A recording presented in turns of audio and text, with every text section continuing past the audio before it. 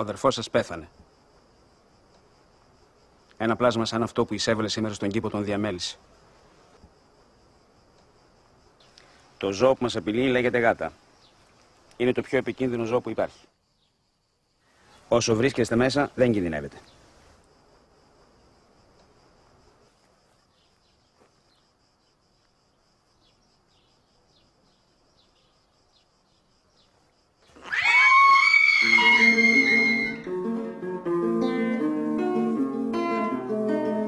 Ένα παιδί είναι έτοιμο να φύγει από το σπίτι του όταν πέσει ο δεξιός κοινόδοντας.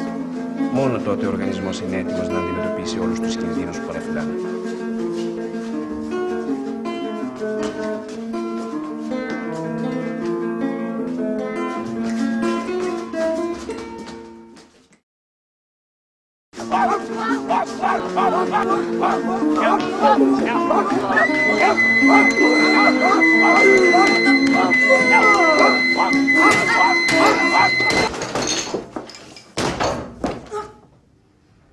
Εύχομαι όταν κάνεις παιδιά να πάρουν τα λάθος ερεθίσματα και να δημιουργήσουν το λάθος χαρακτήρα.